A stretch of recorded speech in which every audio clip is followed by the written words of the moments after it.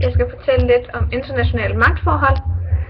Og efter 2. verdenskrig, der var der kun to sådan deciderede supermagter tilbage, som var Sovjetunionen og USA. Og USA, de var generelt imod opretholdelsen af gamle europæiske kolonimagter, da de mente, at der skulle være national selvbestemmelse, både i Afrika og i Asien. Men det var så heller ikke helt uden betydning, at USA gerne ville rykke ind og tage nogle af de områder, som kolonimagterne opgav. For eksempel det olierige Mellemøsten, som USA erstattede England og Frankrig med. Og så var de også modstandere af et formelt herredømme over andre folkeslag. Men de var så også indstillet på selv at udøve indflydelse og kontrol, økonomisk, politisk og militært, for at holde styr på de her lande. Sovjetunionen så afkolonisering som en god mulighed. De kunne 1. få svækket de gamle supermagter, som var England og Frankrig, og 2. så fik de mulige alliancepartnere, hvis der skulle ske noget i fremtiden. De ville så gerne have, at man så dem som det undertrykte folks forsvar over for de undertrykkende kapitalistiske stormagter, USA og nogle af de andre kapitalistiske stormagter.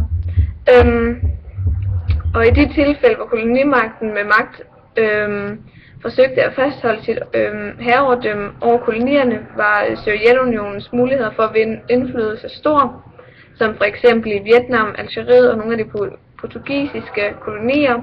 De blev nærmest skubbet over i den sovjetiske favn, for de ligesom blev set som den her frelser. FN var også med til at presse på, og de pressede til at få kolonimagterne til at opgive deres kolonier ved at give dem selvstændighed. Presset steg også, da mange af kolonierne blev selvstændige og blev medlem af FN, så pressede de også på. Og kolonierne blev kaldt i FN ikke selvstyrende områder. Og det betød så også, at de kolonimagter, de skulle hvert år aflægge en rapport til FN om de økonomiske, sociale og undervisningsmæssige forhold, der var i deres koloni.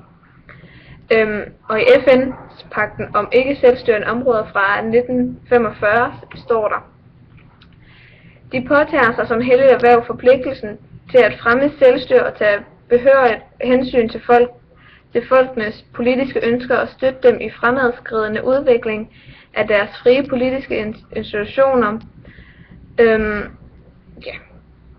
Der ligesom igen siger, at hvis man har en koloni, så skal man hjælpe dem til at blive selvstændige. Så det er egentlig bare FN's smarte måde at sige på, at alle landene skal være frie.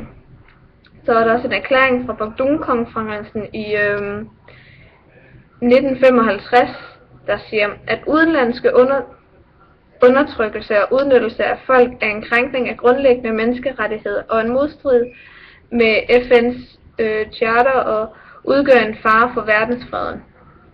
Og den her konference, det var så afholdt af de nylige selvstændige asiatiske stater i en konference i Bandung i Indonesien i 1955. Ja.